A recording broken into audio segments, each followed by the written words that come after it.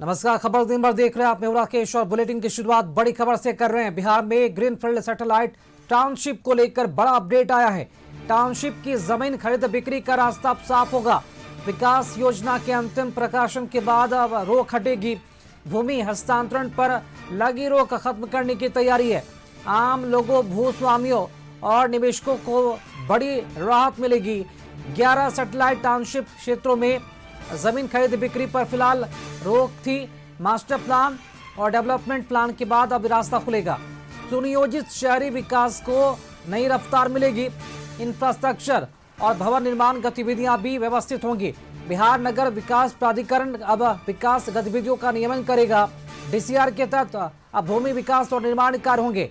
Land pulling को लेकर भी भू अर्जन और भूमि क्रय प्रक्रिया की शुरुआत की जाएगी।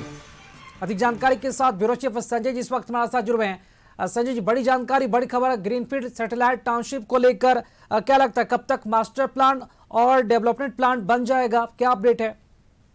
जी राकेश, बिल्कुल ग्रीनफील्ड सैटेलाइट टाउनशिप क्षेत्र से जुड़ा हुआ सरकार ने एक बहुत बड़ा फैसला लिया है और लाखों लोग शायद इसी फैसले का इंतजार भी कर रहे थे। सरकार ने अब इस दिशा में एक बड़ा कदम उठाया है। सरकार द्वारा यह स्पष्ट कर दिया गया है कि विकास योजना यानी डेवलपमेंट प्लान के अंतिम प्रकाशन के बाद इन क्षेत्रों में जमीन के हस्तांतरण पर लगी रोक स्वतः समाप्त कर दी जाएगी। इससे आम लोगों, भूस्वामियों, किसानों और निवेशकों को बड़ी राहत मिलने की उम्मीद जताई जा रही है।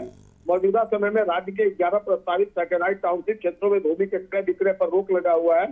सरकार का उद्देश्य इन क्षेत्रों का सुनियोजित और आधुनिक शहरी विकास सुनिश्चित करना है। मास्टर प्लान और डेवलपमेंट प्लान के अंतिम रूप लेने के बाद भूमि संबंधी गतिविधियों को अनुमति दी जाएगी, जिससे विकास परियोजनाओं को गति मिल सकेगी। सरकार ने यह भी संकेत दिया है राकेश कि यदि किसी क्षेत्र में प्रारूप विकास योजना प्रकाशित होने के बाद व्यवहारिक परिस्थितियां अनुकूल पाई जाती है तो अंतिम प्रकाशन से पहले भी रोक हटाने पर विचार किया जा सकता है।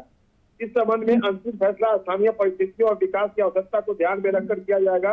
विकास गतिविधियों का नियमन बिहार नगर विकास प्राधिकरण द्वारा किया जाएगा। विकास नियंत्रण विनियम के तहत भवन निर्माण, भूमि विकास और अन्य सभी गतिविधियों को व्यवस्थित ढंग से संचालित किया जाएगा। इसके साथ ही लैंड पुलिंग, भू अर्जन और भूमि क्रय की प्रक्रिया भी शुरू की जाएगी, जिससे आवश्यक आधारभूत संरचना विकसित करने में आसानी होगी। दरअसल सरकार का मानना है कि फैसले से निजी निवेश को बढ़ावा मिलेगा, रियल एस्टेट क्षेत्र में नई संभावनाएं खुलेंगी और आधुनिक सुविधाओं से युक्त सैटेलाइट शहरों का विकास तेज होगा। पारदर्शी भूमि प्रबंधन, नियोजित शहरीकरण और बेहतर आधारभूत ढांचे के माध्यम से बिहार के संजय जी, उम्मीद करते हैं बहुत ही जल्द भूस्वामियों को राहत मिलेगी। बहुत शुक्रिया खबर पर अपडेट जानकारी देने के लिए।